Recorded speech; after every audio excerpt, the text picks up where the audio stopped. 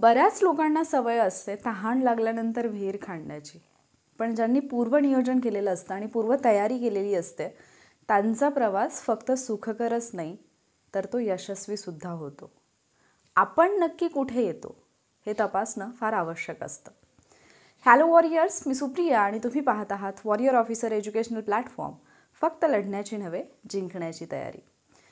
कंबाईनची पूर्वपरीक्षा 2 फेब्रुवारीला पार पडली आणि या परीक्षेनंतर खूप सगळ्या आन्सर कीज किंवा क्वेश्चनबद्दलचं डिस्कशन किंवा एकूणच कट ऑफबद्दलचं प्रिडिक्शन या सगळ्या चर्चा सुरू आहेत. बऱ्याच विद्यार्थ्यांचं म्हणणं असं आहे की पेपर इझी होता, बऱ्याच विद्यार्थ्यांचं म्हणणं असं आहे की पेपर डिफिकल्ट होता, काही म्हणतात मॉडरेट होता. प्रत्येकाने आपल्या आपल्या अभ्यासानुसार पेपरच्या बाबतीत गेस केलेलं असतं. दुसरा मुद्दा हा की जे काही प्रश्न आले त्या प्रश्नांच्या बाबतीमध्ये प्रत्येक एक्झाम झाल्यानंतर ज्या गोष्टीवरती डिस्कशन केलं जातं ते म्हणजे कुठला प्रश्न कुठून आला. पण तुम्हाला आश्चर्य वाटलं असेल थंबनेल पाहिल्यानंतर, काही जणांना असंही वाटलं असेल की फेकाफेकी सुरू आहे. बट येस, 75पेक्षा जास्त प्रश्नांचा रेफरन्स म्हणण्यापेक्षा मी सोर्स म्हणेन तुम्हाला एकच सापडतो. पण तुम्ही कुठल्या दिशेने कुठल्या पद्धतीने अभ्यास केलेला आहे याच्यावरती सगळ्या गोष्टी अवलंबून असतात. माझ्याजवळ हा 2024चा पेपर आहे आणि या पेपरसोबतच आपण पाहणार आहोत की खरंच या सगळ्या प्रश्नांचा रेफरन्स एकच आहे का, सोर्स एकच आहे का, आणि त्यासोबतच मग इथून पुढचं नियोजन काय असायला पाहिजे याच्याबद्दलसुद्धा आपण बोलणार आहोत. सो जर तुम्ही 2024चा पेपर पाहिला असेल तर तुम्हाला एक फॉर्मॅट तर माहितीच आहे की हिस्ट्रीचे 10 क्वेश्चन्स होते, जॉग्रफीचे 10 क्वेश्चन्स होते, पॉलिटीचे 15 होते, सायन्स 15, इकॉनॉमिक्स 15, मॅथ्स रिजनिंगचे जे क्वेश्चन्स होते ते 20 होते आणि इकॉनॉमिक्सचे सुद्धा 15 प्रश्न होते. आता याच्यामध्ये बऱ्याचदा ज्यावेळेला नवीन स्टुडंट येतात किंवा अगदी जुने विद्यार्थीसुद्धा जेव्हा अभ्यास करत असतात त्यावेळेला रेफरन्सेस बदलणं ही एक फार सवय असते. इवन मी एक्झामच्या आधी जो काही व्हिडिओ अपलोड केला होता तेव्हा पण मी तुम्हाला सांगितलेलं, म्हणजे ज्यावेळेला 30 डेज शिल्लक होते, 15 डेज शिल्लक होते, त्यावेळेला जे व्हिडिओज अपलोड केले होते तेव्हा मी सांगितलेलं की नवीन रेफरन्सेस कुठलेही पाहू नका आणि तुमची एक टू डू लिस्ट असायला पाहिजे, प्रायोरिटी लिस्ट तुमची असायला पाहिजे की मला काय काय करायचं आहे एक्झॅक्टली.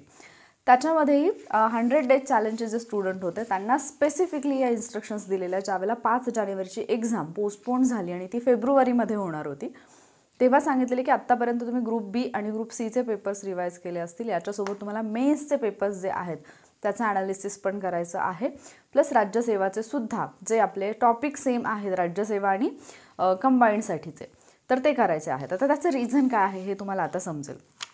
जर पेपर पाहिला, हिस्ट्रीचे 10 क्वेश्चन्स जर पाहिला, एक प्रश्न होता, पहिला प्रश्न इंडियन असोसिएशनबद्दलचा होता. ॲज इट इज, म्हणजे तुम्ही जर समजा PYQ डिटेलमध्ये केले असतील तर तुमच्या लक्षात येईल की इंडियन असोसिएशनबद्दलचा एक प्रश्न ॲज इट इजने, बट इंडियन असोसिएशनबद्दलचा एक प्रश्न 2018च्या आय थिंक ग्रुप सीला आलेला होता.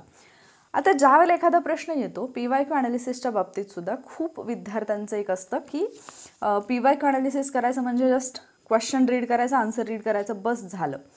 पण क्वेश्चन पेपर ॲनालिसिस कसं करायचं आणि त्याचा काय फायदा होतो, विथ प्रूफ तुम्ही कसे मार्क्स घेऊ शकता हे मी खूप वेळा पाठीमागे बोलले. आणि जो एकच सोर्स आहे असं मी म्हणते तो सोर्स म्हणजेच PYQ आहे. आता बऱ्याच जणांचं म्हणणं हेही येईल की एकच सोर्स कसं काय म्हणताय तुम्ही, एवढ्या सगळ्या क्वेश्चन पेपर्सच्या बाबतीत, म्हणजे एवढे सगळे पेपर्स असतात पण तुम्ही एकच म्हणताय. कारण PYQमधून तुमचे 75 म्हणजे ॲक्च्युली 80 क्वेश्चन्स जे आहेत त्यांचा रेफरन्स तुम्हाला PYQच्या ॲनालिसिसमध्ये सापडतो. इंडियन असोसिएशनबद्दल रिसेंटली म्हणजे 2017 ते 23 तर कंपल्सरी करा असं मी सांगितलेलं होतं. 2018ला प्रश्न येऊन गेलेला होता. तिथे जर तुम्ही म्हणजे त्या प्रश्नाचं जर तुम्ही डिटेल्ड ॲनालिसिस केलं असतं तर तुम्हाला ऑब्व्हियसली त्याची स्थापना कोणी केली, त्याची सचिव कोण आहे, त्याची स्थापना कधी झाली, त्याचा उद्देश काय होता, या गोष्टी तुम्ही अभ्यासल्या असता. दुसरा मुद्दा आहे तो कुठल्या राजाचं राज्य जे आहे ते खालसा केलेलं होतं. खालसा केलेली जी राज्य आहेत, त्याच्यानंतर दत्तक वारसा नामंजूर केलेली राज्य असतील, तैनाती फौजेचा स्वीकार केलेली राज्य असतील, ही या सगळ्या गोष्टी ज्या आहेत ज्यावेळेला तुम्ही PYQ करता तिथे तुम्हाला याचा रेफरन्स सापडतो. त्याच्यानंतर पहिली सुती कापडाची गिरणी यांच्याबद्दल, कावसजी नानाभाई यांच्याबद्दल, त्याचबरोबर ताकगिरणीबद्दलचा म्हणजे ISO 2014ला ताकगिरणीबद्दलचा प्रश्न आलेला, रिश्रा या ठिकाणी जिची स्थापना झाली, तुम्हाला तो प्रश्न पाहायला मिळतो. सेंटेन्सेस फक्त मागे पुढे केलेले असतात किंवा वाक्यरचना बदललेली असते, नाहीतर तेच प्रश्न असतात. त्याच्यानंतर कोल्हापूरचा उठाव 1857चा उठाव आयोगाचा फेवरेट टॉपिक आहे, हे मी वारंवार सांगितलेलं आहे. आणि इवन 1857च्या उठावावरती तुम्हाला एकाच पेपरमध्ये 2 ते 3 क्वेश्चन्स कसे पाहायला मिळतात हेही पाठीमागच्या रेफरन्सेसमध्ये दाखवलेले. आय थिंक 2023च्याच पेपरला 2 प्रश्न की 3 प्रश्न होते त्या रेफरन्सनी. सो त्यावेळेला पण मी सांगितलं होतं की जर तुमचे एका टॉपिकमधूनच 2-3 मार्क्स कव्हर होत असतील तर तुम्हाला एवढा मोठा फापट पसारा का करत बसायचा.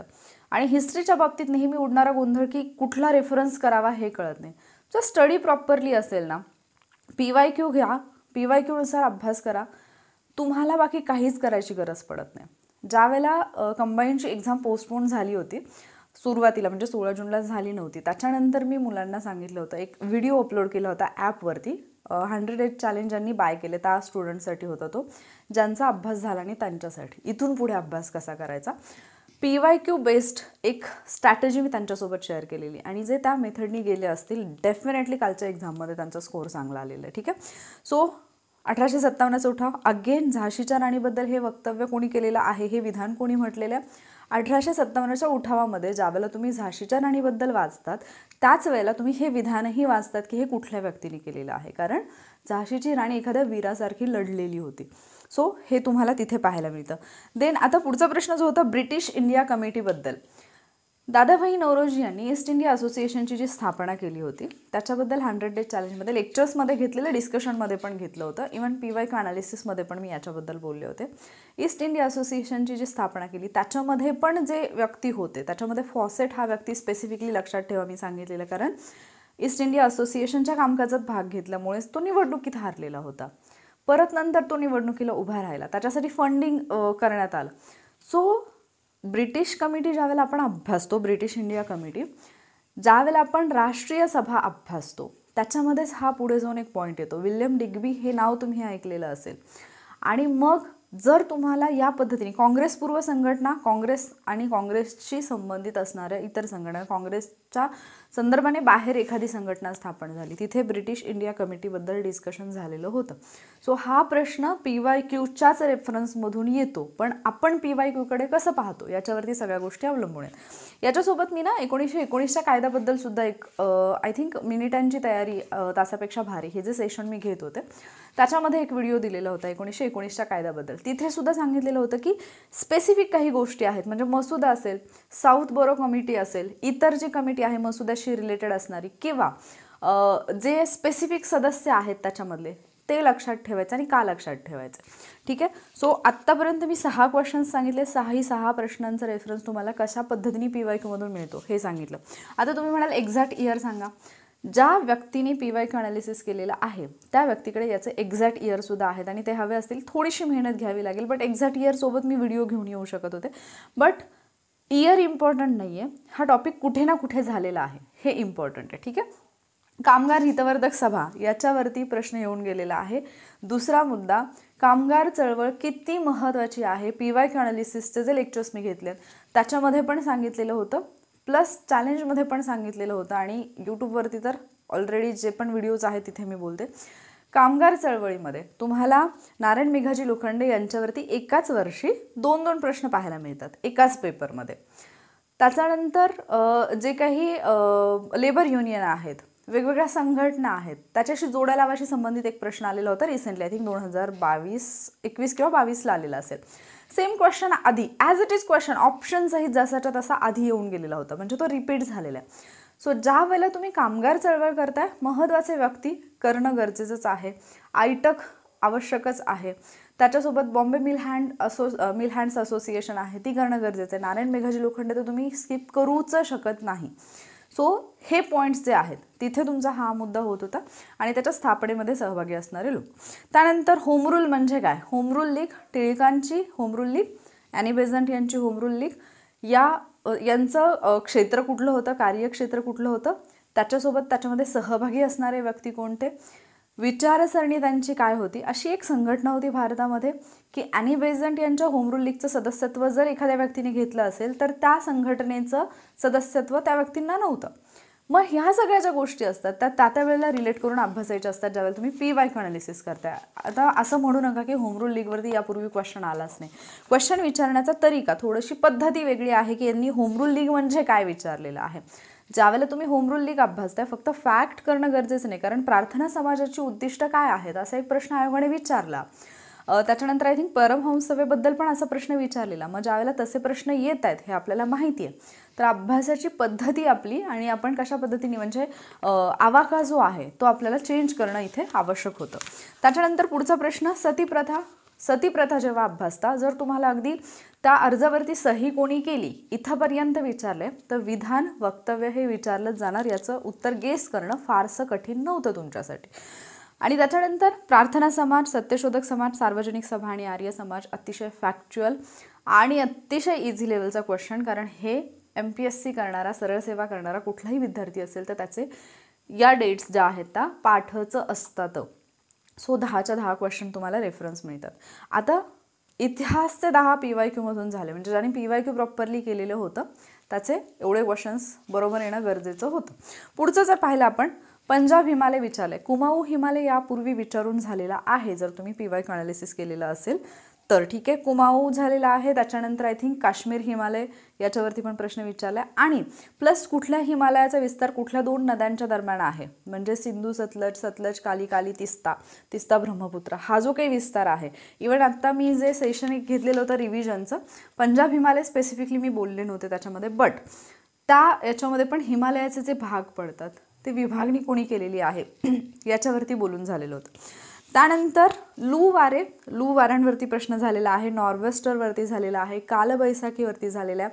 महाराष्ट्राच्या बाबतीत आम्रसरी ज्या आहेत त्याच्यावरती प्रश्न झालेला आहे. सो हा प्रश्न PYQशी रिलेटेड आहे.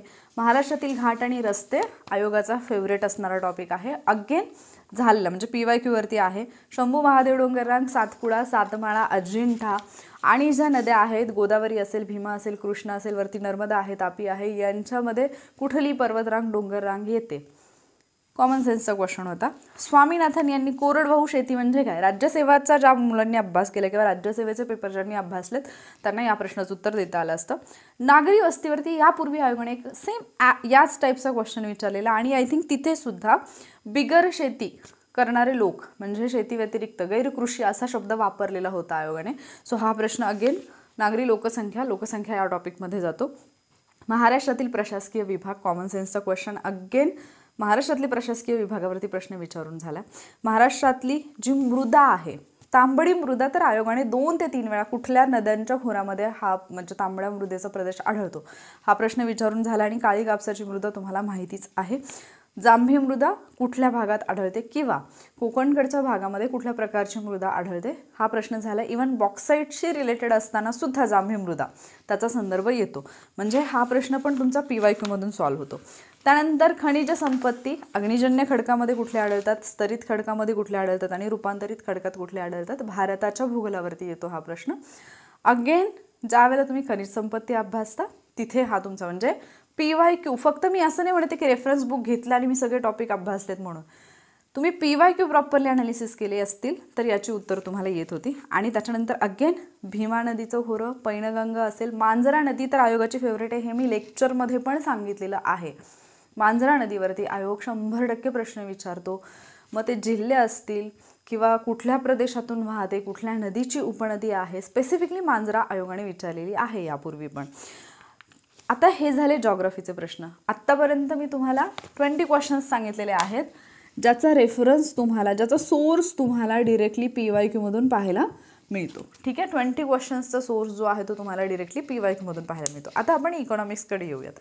इकॉनॉमिक्सची गंमत अशी आहे, आता एक प्रश्न तुम्हाला विचारले. इकॉनॉमिक्सचे बरेचसे क्वेश्चन्स जे आहेत ते करंट रिलेटेड असतात. ठीक आहे, सो ज्यावेळेला तुम्ही चालू घडामोडी अभ्यासताय त्या आर्थिक घडामोडी स्पेसिफिकली इकॉनॉमिक्सला कन्सिडर करून, म्हणजे जो तुमचा स्पेसिफिक विषय आहे त्याला कन्सिडर करून अभ्यासायचं, हे मी यापूर्वी पण तुम्हाला सांगितलं. प्रश्न विचारलेला होता तुम्हाला की भारतीय रहिवाशांसाठी खालीलपैकी कोणते परवानगी असलेले विदेशी चलन व्यवहार इलेक्ट्रॉनिक पद्धतीने पार पाडण्यासाठीचे अधिकृत व्यासपीठ नाही. आता कॉमन सेन्सची गोष्ट आहे पहा. पहिला पर्याय दिला एक मान्यताप्राप्त स्टॉक एक्सचेंज, ज्याला मान्यता प्राप्त आहे, जे रिकग्नाइज्ड आहे, ते अर्थातच याचं उत्तर असणार नाही. दुसरा दिलाय RBI द्वारे जर एखादा अधिकृत व्यासपीठ असेल, आता ते RBI द्वारे आहे, भारताची मध्यवर्ती बँक आहे, म्हणजे ऑब्व्हियसली ते पण या प्रश्नाचं उत्तर येणार नाही. चौथ्या पर्यायामध्ये अगेन दिले परकीय चलनात व्यवहार करण्यासाठी RBI जे काही प्राधिकृत केलेली बँक असेल. अगेन हे पण प्राधिकृत आहे, मग उरतं तुमच्याकडे काय, फॉरेक्स उरतं, फॉरेक्स ट्रेडिंग जे आहे. सो तुमचं उत्तर ते यायला पाहिजे होतं, ते आयोगाची की आल्यानंतर लक्षात येईलच.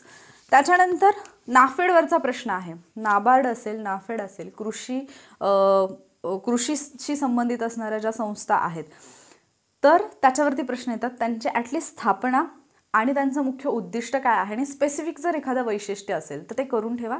हे PYQ अनालिसिसमध्ये बोललेले होते. त्याच्यानंतर अर्थसंकल्पाच्या बाबतीत सार्वजनिक वित्त हा टॉपिक, महसुली तूट काय असते, प्राथमिक तूट काय असते, राजकोषीय तूट काय असते, इवन FRBM ॲक्टवरती जेव्हा आपण बोललो त्यावेळेला सुद्धा अर्थसंकल्पामध्ये जी काही विवरणपत्र मांडली जातात त्याच्याबद्दल बोललो.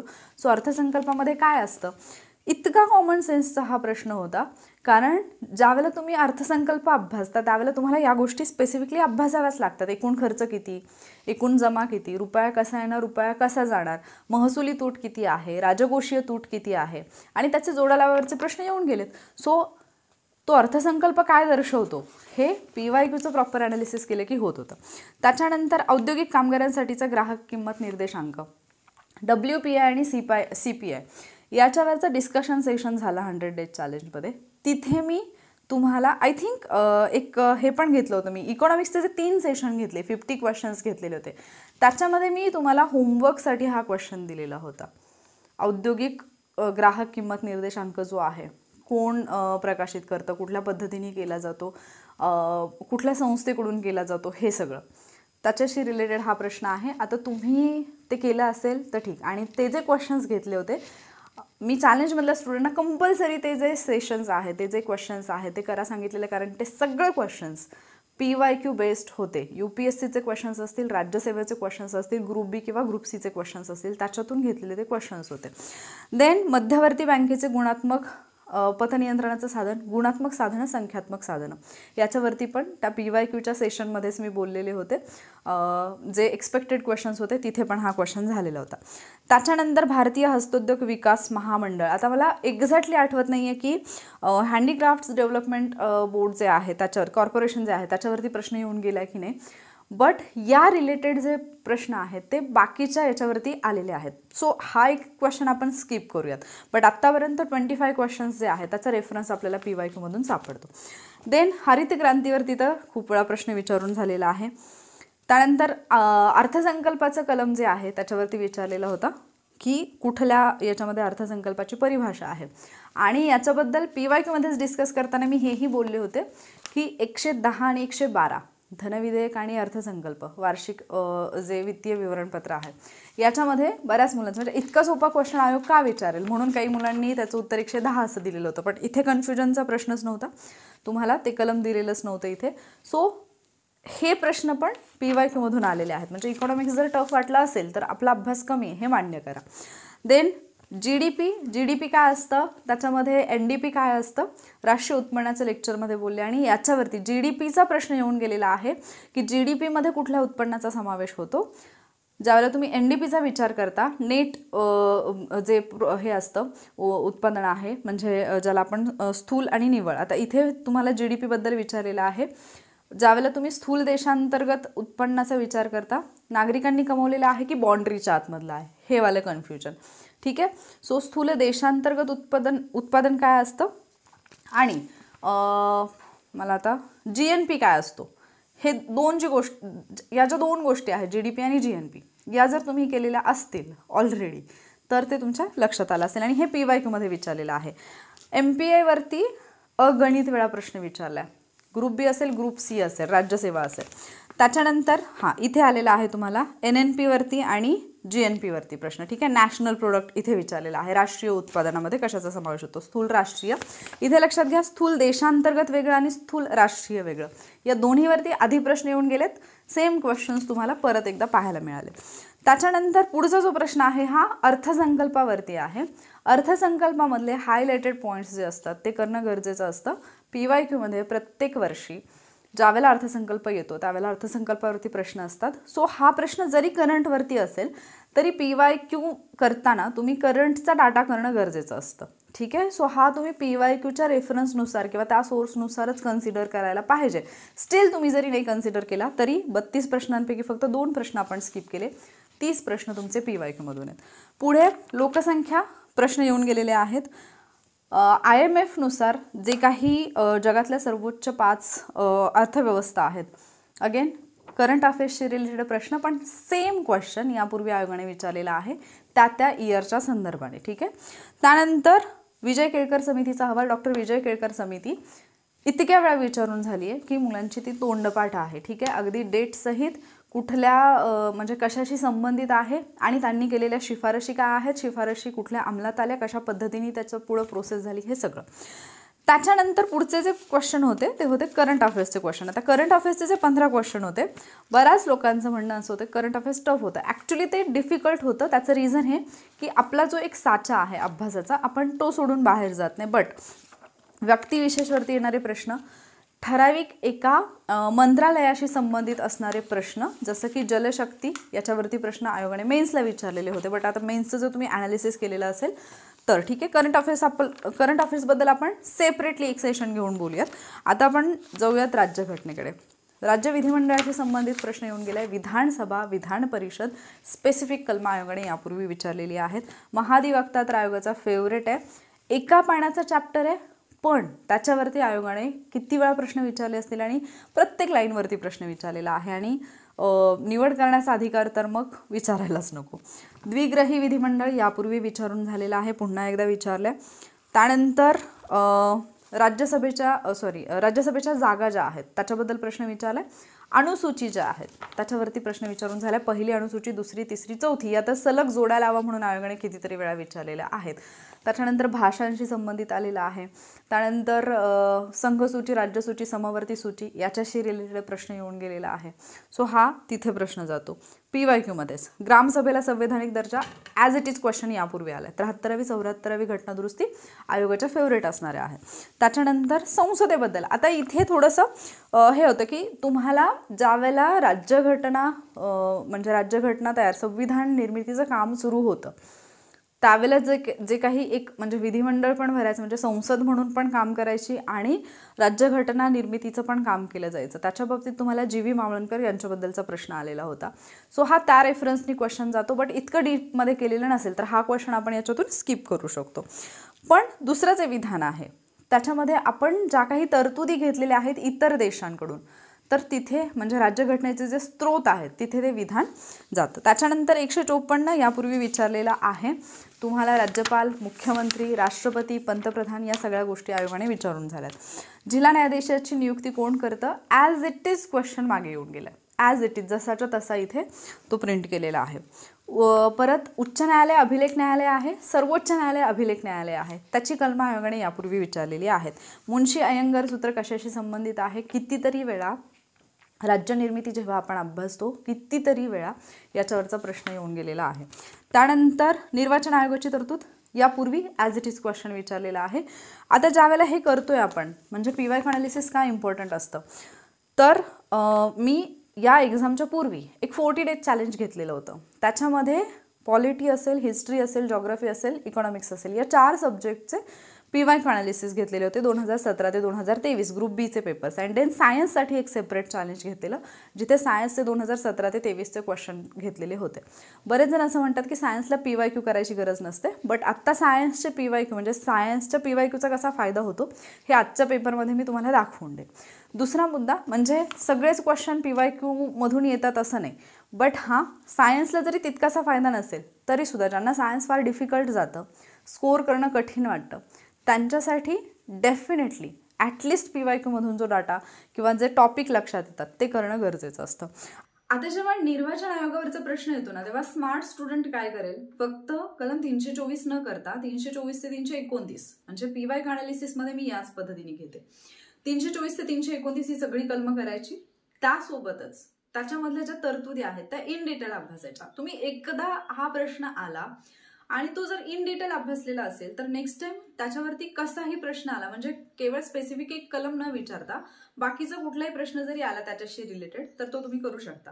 324च्या बाबतीत म्हणजे 324, 325, 326, 327 किंवा मधली आधी म्हणजे 328 वगैरे याच्यावरती जोड्या लावाचा प्रश्न आयोगाने यापूर्वी विचारलेला आहे. सो हा प्रश्न त्या रेफरन्सनी जातो. पहिल्या महिला मुख्य निर्वाचन आयुक्त हा प्रश्न पण आयोगाचा विचारून झाला. आय थिंक मेन्सला विचारलेला आहे की राज्यसेवेला झालेला आहे. त्याच्यानंतर पंचायत राज्याशी संबंधित असलेला ग्रामसभा हा घटक तुम्ही अभ्यासता आणि तिथेच मग तुमचा व्याख्या हा जो पार्ट आहे तो येतो. त्याच्यानंतर भारतीय राज्यघटनेची जी परिशिष्ट आहे त्याच्यातही स्पेसिफिक 8वं परिशिष्ट 21वी, 71वी, 92वी घटना दुरुस्ती असेल आणि कुठल्या भाषा ऍड करण्यात आलेल्या आहेत हा प्रश्न विचारून झालाय. आधी किती भाषा होत्या, नंतर नव्याने किती भाषा ऍड करण्यात आल्या हा प्रश्न झालाय. त्याचबरोबर कार्यालयीन भाषेशी संबंधित असणारं जे प्रकरण आहे आपल्या राज्यघटनेमध्ये प्रकरण 17 त्याच्यावरती आयोगाचा प्रश्न विचारून झालेला आहे. सो परिशिष्ट पहिल्या परिशिष्टापासून असेल म्हणजे सगळी महत्वाची परिशिष्ट जोड्या लावायला पण त्या टाईपचा क्वेश्चन झालाय तर तिथे पण तुम्ही हा पॉइंट कम्प्लीट करू शकता किंवा ज्यावेळेला तुम्ही भाषा स्पेसिफिकली अभ्यासता तिथेही हा पॉइंट तुम्ही करू शकता. सो पीवायक्यू मधून हा प्रश्न आहे एवढं नक्की, कारण स्पेसिफिकली इथे जे 2 सेंटेन्सेस दिलेली आहेत ही सेंटेन्सेस पण आयोगाच्या आधी विचारून झालेली आहेत. त्याच्यानंतर ग्रामपंचायतीचे संघटन आयोगाचं फेवरेट त्रिकूट जे मी म्हणते मूलभूत हक्क असतील, मार्गदर्शक तत्व असतील आणि मूलभूत कर्तव्य असतील याच्यावरती आयोगाने प्रत्येक कलमावरती प्रश्न विचारलेला आहे. हा प्रश्न तिथे जातो. आता याच्यानंतर येतात सायन्सचे क्वेश्चन. सायन्सच्या क्वेश्चनच्या बाबतीत असं आहे की ज्याने प्रॉपरली पीवायक्यू अनालिसिस केलेला आहे ना त्याला सायन्सचे क्वेश्चन्स पण इझी गेलेले आहेत यावेळेला. ब्रॉन्झ धातू, जर्मन सिल्वर धातूवरती आयोगाने 2 वेळा as it is question option सहित जसाच्या तसा रिपीट केलेला आहे. आणि ज्यावेळेला जर्मन सिल्वर धातूबद्दलचं एक्सप्लेनेशन पाहिलेलं होतं त्यावेळेला पण मी तुम्हाला ब्रॉन्झ असेल आणि ब्रास असेल स्पेसिफिकली लक्षात ठेवा म्हणून सांगितलेलं. ताक पिऊन पळा आणि ब्रॉन्झ मेडल जिंका आणि झिका बास या 2 ट्रिक दिलेल्या होत्या. त्याच्यानुसार या प्रश्नाचं उत्तर तुम्हाला येत होतं, कारण ब्रॉन्झ धातू पण विचारून झालेला आहे. ॲलॉय जे आहे ते विचारले जातात वारंवार, सो हे तुम्हाला यायला हवं होतं. त्याच्यानंतर ल्युब्रिकंट वरती ना आधी एक प्रश्न येऊन गेलेला आहे. झिओलाइट आठवत नाहीये मला तेच विचारलेलं आहे की नाही, 17 ते 23 मध्ये नाहीये बट त्याच्यापूर्वी एक प्रश्न येऊन गेलेला आहे. सो ल्युब्रिकंट असतील किंवा कॅटलिस्ट असतील याच्यावरती आयोगाने प्रश्न विचारलेले आहेत. सो ॲलॉय वरती तर येतोच. सो इथले जे 3 ऑप्शन आहेत त्याच्यानुसार हा प्रश्न पीवायक्यू मध्ये जातो. बट आपण समजा झिओलाइट स्पेसिफिकली नाही विचारलं म्हणून जरी तो स्किप केला तरी आतापर्यंत किती प्रश्न आलेत म्हणजे जवळपास आपण 66 प्रश्न 65 प्रश्न त्याच्यापैकी 15 आपण करंट अफेअर्सचे जर सोडले 50 प्रश्नांपैकी 3 ते 4 प्रश्न फक्त आपण सोडले. बाकीचे प्रश्न 44 प्रश्न ऑलमोस्ट जर 6 प्रश्न आपण कन्सिडर केले तर किंवा जर 4 प्रश्न कन्सिडर केले तर म्हणजे 45 क्वेश्चन्स जे आहेत ते पकडून चला पीवायक्यू वरती आधारित आहे.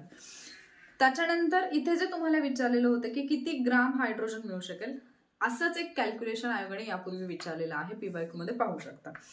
त्याच्यानंतर शैवाल गट आयोगाचं फेवरेट आहे. त्याच्यामध्ये क्लोरोफायसी मध्ये तर त्याचं जे विभाजन आहे त्याच्यामध्ये आणखी येणारे जे ग्रुप्स आहेत याच्याबद्दल आयोगाने प्रश्न विचारलाय. स्पायरोगॅरावरती प्रश्न विचारून झालाय, सर्गॅसम वरती पण प्रश्न विचारून झालाय. सो हा पीवायक्यू मध्ये जातो. त्यानंतर फळ पिकवणारा संप्रेरक एक स्पेसिफिक सेशन घेतलेलं होतं मी याच्यामध्ये 100 डेज चॅलेंजमध्ये सायन्सचं. त्याच्यामध्ये 1 तासाचं सेशन घेतलेलं होतं वनस्पतीमधली असणारी जी महत्वाची संप्रेरक आहेत.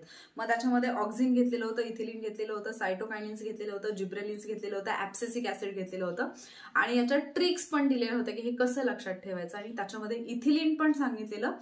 प्लस ज्या वेळेला आपल्याकडचा आंबा दुसरीकडे निर्यात केला जातो त्यावेळेला तिथे कुठला वायू असतो जो एका स्पेसिफिक घटकाचा विरोधक म्हणून वापरला जातो हे सगळं सांगितलेलं होतं. तिथे इथिलिन जे आहे याच्याबद्दल बोललेले होते. फळ पिकवणारं संप्रेरक त्याला आपण म्हणतो. याच्यासोबतच स्ट्रेस हार्मोन बद्दल पण तिथेच मी बोललेले होते.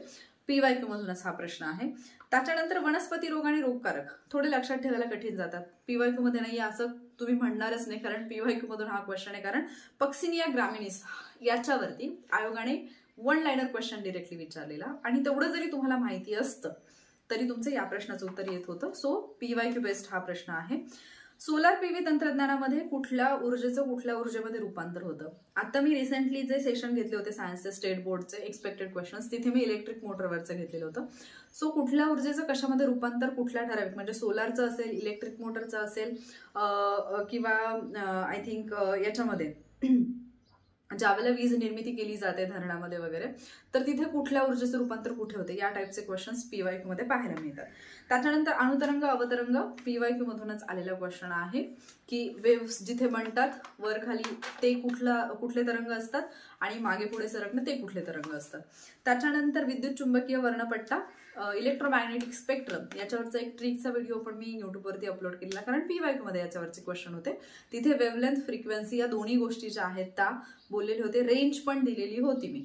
सो पीवायक्यू मध्ये हा क्वेश्चन जातो. अगेन आता पीवायक्यू मध्ये इतकं डिटेलमध्ये विचारलेलं नव्हतं की रेंज किती असते, बट इथे विचारलेली आहे ती. त्याच्यानंतर मॅमल्स वरती क्वेश्चन पीवायक्यू मध्ये आहे, पायसेस वरती क्वेश्चन पीवायक्यू मध्ये आहे. हायड्राच्या नेमॅटोब्लास्टामध्ये कुठलं विष आढळतं. आय थिंक या प्रकारचा प्रश्न ना आता सायन्सचं पीवायक्यू अनालिसिस जे घेतलं 17 ते 23 त्याच्यामध्ये एक प्रश्न घेतलेला होता, मला एक्झॅक्टली आठवत नाहीये, बट तिथे पण एक टॉक्झिन जे आहे त्याच्याबद्दल मी बोललेले आहे. तर हा प्रश्न अगेन पीवायक्यू बेसिसवरती येतो. त्यानंतर लसीमध्ये ज्यावेळेला रोग आणि विकार आपण अभ्यासतो तिथे लसींवरचा प्रश्न विचारलेला आहे. सो हा अगेन पीवायक्यूशी रिलेटेड असणारा प्रश्न आहे. पुढचा प्रश्न बायोमेडिकल कचरा जो आहे, आता हा प्रश्न तुम्हाला पीवायक्यू मध्ये तर पाहायला मिळणार नाही, बट हा प्लास्टिकच्या पिशव्यांच्या बाबतीत त्याची जाडी किती असायला पाहिजे या टाईपचा क्वेश्चन यापूर्वी येऊन गेला, बट स्टील आपण हा पीवायक्यू मधून स्किप करूयात. त्यानंतर आहारातील प्रथिनाची कमतरता, पार्किन्सन्स आजार असेल, मधुमेह असेल, याच्यावरती आयोगाने आधी प्रश्न विचारलेले आहेत. आता नवीन क्वाशिओरकोर जो आहे हा आजार इथे दिलेला आहे. सो पीवायक्यू करताना रोग व आजार केले असतील तर तिथे हा येईल, अदरवाईज आपण हा पण पीवायक्यू मधून स्किप करूयात. बट हा प्रथिनांच्या कमतरतेमुळे होणारे आजार, ठराविक एक जे जीवनसत्व असेल त्याच्या कमतरतेमुळे होणारे आजार, याच्यावरचे प्रश्न पीवायक्यू मध्ये पाहायला मिळतात. आतापर्यंत जे आपण क्वेश्चन्स पाहिले 15 क्वेश्चन्स जर आपण स्किप केले करंट अफेअर्सचे, तर बाकीचे जे क्वेश्चन्स आपण पाहिले या क्वेश्चन्स पैकी म्हणजे प्रत्येक सब्जेक्टमध्ये म्हणजे सायन्सचे 1-2 क्वेश्चन सोडले आणि आय थिंक इकॉनॉमिक्सचे 1-2 जे तुमच्या याच्यावरती आहेत, अर्थसंकल्पावरती आहेत, पण ते पीवायक्यू वरती येतात. तर बाकी सगळे क्वेश्चन्स पीवायक्यू मधून डिरेक्टली तुम्हाला पाहायला मिळतात की पीवायक्यू जर तुम्ही अनालिसिस केलेलं असेल तर तिथून.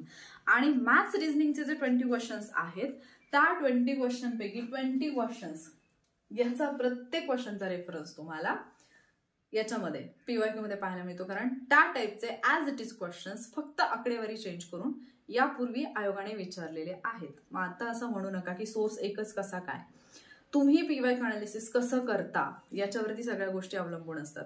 दुसरा एक गोष्ट म्हणजे आता हे सगळं का सांगितलं, कारण येणारी जी ग्रुप सी आहे त्या ग्रुप सी साठी तयारी करताना कॉम्पिटिशन वाढले हे तुम्हालाही माहिती आहे. त्या ग्रुप सी ची तयारी करताना ग्रुप बी मेन्सचे जे क्वेश्चन पेपर्स आहेत 17 ते 23 ते सगळे अनालिसिस करा. ग्रुप सीचे जे पेपर्स आहेत 17 ते 23 ते प्रॉपरली अनालिसिस करा त्याचं. आणि त्याच्यानंतरच 22 ते 20 जे मेन्सचे पेपर्स झालेले आहेत त्याचे सुद्धा जीएसचे जे पेपर्स आहेत त्याच्यामध्ये हिस्ट्री असेल, जॉग्राफी असेल, पॉलिटी असेल आणि मॅथ्स रिझनिंग असेल, हे सगळे पीवायक्यू अभ्यासायचे आहेत. सोबतच 2023च्या मेन्सला असणारे जे काही इकॉनॉमिक्स आणि सायन्सचे क्वेश्चन्स होते आलेले ते क्वेश्चन्स सुद्धा अभ्यासा. ग्रुप सीला 100% फायदा होईल.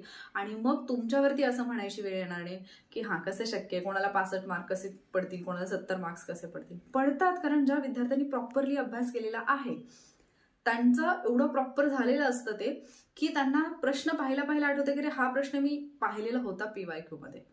सो मी इयर वाईज दिलेलं नाही की कुठल्या वर्षी आलाय, बट ज्याने प्रॉपरली अनालिसिस केले त्याला माहिती की हा प्रश्न पीवायक्यू रेफरन्समध्ये 100% आहे.